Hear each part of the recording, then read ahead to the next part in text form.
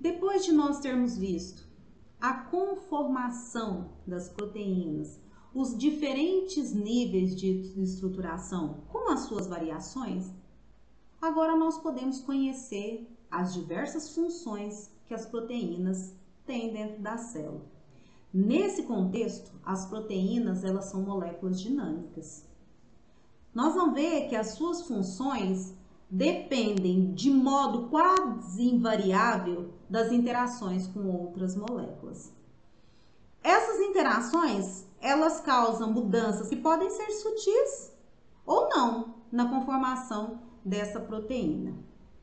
Vamos falar então dessas diversas funções que essas proteínas elas têm.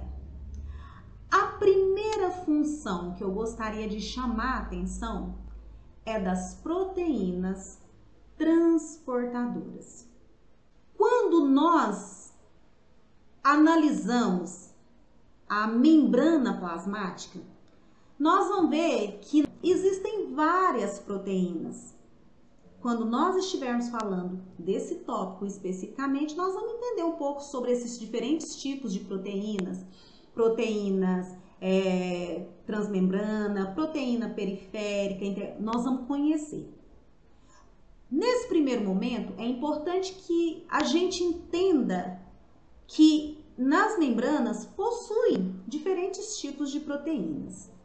Muitas dessas proteínas, elas estão relacionadas com o transporte através da membrana.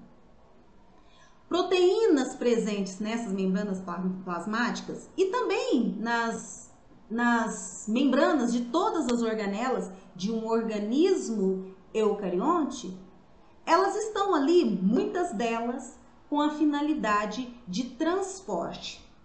Transporte de fora para dentro da célula, transporte do citoplasma para o interior das organelas e vice-versa. Essas proteínas, então, são chamadas de proteínas transportadoras. A glicose, geralmente se liga a sítios específicos na proteína e por meio dessa ligação elas são transportadas através da membrana. Por que eu estou chamando a atenção da glicose? Porque nós vamos ver, num determinado momento da nossa aula, que esse transporte da glicose e o posicionamento em um determinado local da célula vai ser importante nos processos biológicos. Então, primeira função, proteínas transportadoras. Proteínas nutrientes e de armazenamento. Às vezes vocês devem estar perguntando, o que essa foto tem a ver com essas proteínas? Se nós lembrarmos bem, quando eu pego uma semente de soja, de milho, e eu coloco essa semente para germinar, uma das grandes preocupações que nós precisamos ter é com esse solo que vai receber essa semente. Em relação ao seu pH, em relação aos nutrientes necessários para essa cultura, toda essa correção, ela deve ser feita antes do plantio dessa semente. No entanto, nós percebemos que logo que essa semente ela é colocada nesse solo, nesse primeiro momento, ela não vai utilizar desses nutrientes presentes nesse solo, por mais que você tenha disponibilizado.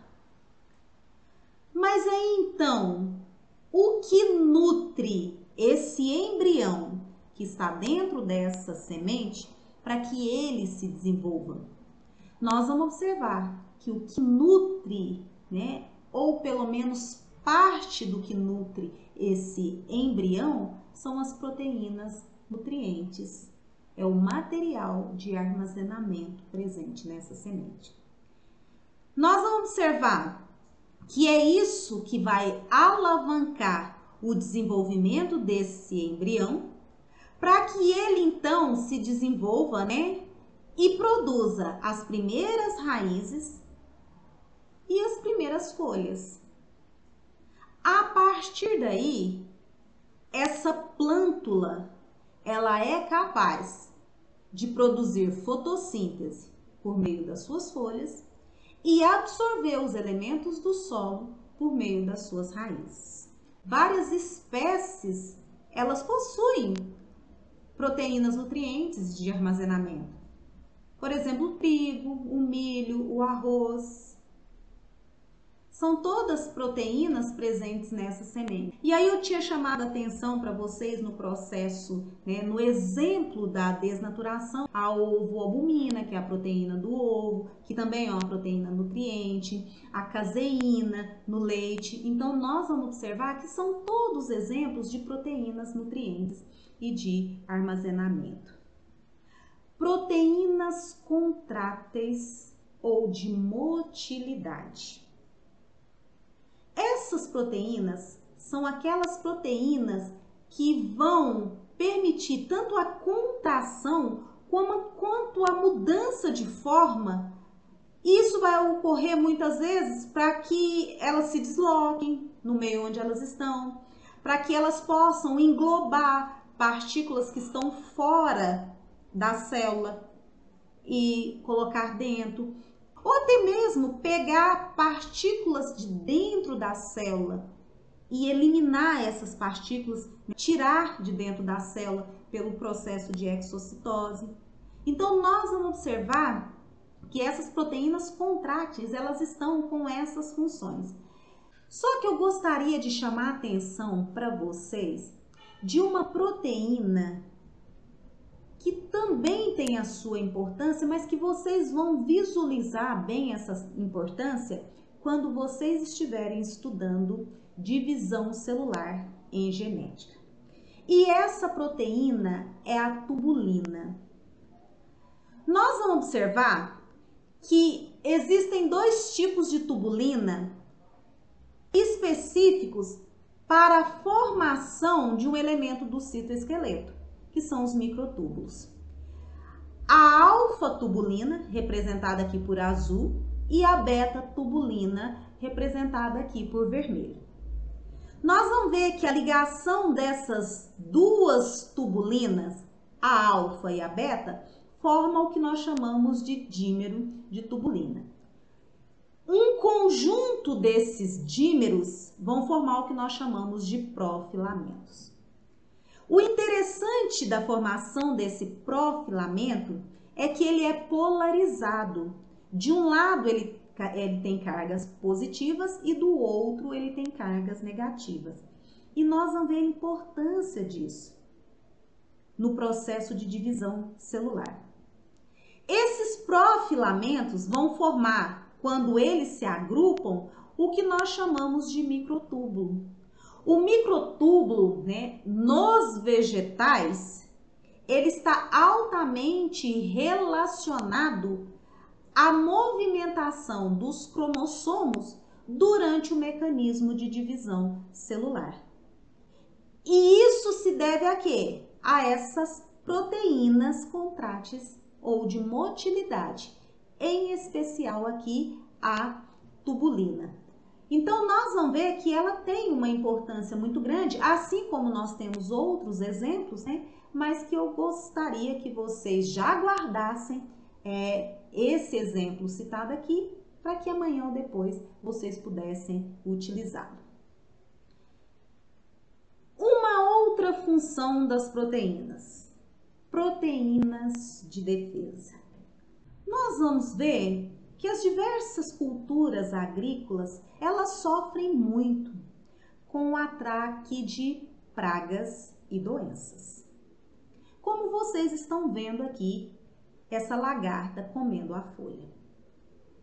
Só que nós sabemos também que algumas plantas específicas, elas produzem algumas substâncias que impedem que algumas pragas utilizem dessa planta como alimentação. Nesse caso específico, o que essa planta está produzindo acaba sendo uma proteína de defesa. E nós vamos ver que as plantas, assim como os animais, produzem proteínas de defesa. E aí, quando nós falamos dessas proteínas de defesa, no animal nós temos o que nós chamamos, né, de anticorpos, e os vegetais eles têm aí, né, as suas próprias proteínas de defesa, que permite que eles possam se desenvolver no ambiente onde eles estão. Bom, uma outra função que nós vamos observar, as proteínas reguladoras.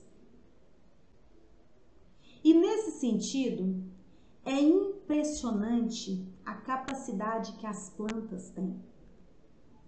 Olha o quanto é bonito essa imagem. Se você já observou o período de floração do ipê, isso acontece num período de muita estiagem. Quando você olha ao redor do ipê, várias plantas estão secas. E você olha para o ipê e ele está todo florido. O que isso tem a ver com essas proteínas reguladoras? São elas que ajudam a regular toda a atividade celular ou atividade fisiológica do organismo. É toda e qualquer época do ano que você observa o ipê florido? Não. Ele tem a época. E o que regula isso? São as proteínas reguladoras. A todo momento, a cadela aceita o macho? Não. Quando que acontece? O que define isso? São os hormônios desse animal. Então, nós vamos observar que as proteínas reguladoras, elas são fundamentais para o desenvolvimento do organismo. Porque ela que vai definir diferentes fases que esse organismo ele vai passar. É muito comum, às vezes, você observar algumas plantas, quando elas estão floridas, com cheiros de flores muito característicos. Nós vamos observar que essa caracterização nesse cheiro está muito relacionado para a atração de insetos, de aves, e que automaticamente a visita desses insetos, dessas aves, vai ajudar no processo de reprodução dessa planta. Olha que interessante. Então, gente, é isso aí. As proteínas reguladoras, elas vão regular toda a atividade fisiológica do organismo. Bom, por fim, eu gostaria de falar de uma outra função. Mas essa eu não vou chamar muito atenção, mesmo porque nós vamos ter um tópico específico sobre um grupo altamente especializado de proteínas e que este exibe atividade catalítica, ou seja, são catalisadores biológicos. Nas proteínas, quem são esses catalisadores biológicos? As enzimas. Como age um catalisador biológico? Um catalisador biológico, ele acelera o processo de reações químicas. Só que para isso nós vamos reservar um tópico da nossa aula para nós falarmos só sobre enzima. E isso é fundamental que aconteça, porque se nós formos olhar os trabalhos de bioquímica hoje, mais de 50% são relacionados com atividade enzimática. Tamanha é a importância dessa função, desse grupo específico para os estudos de bioquímica.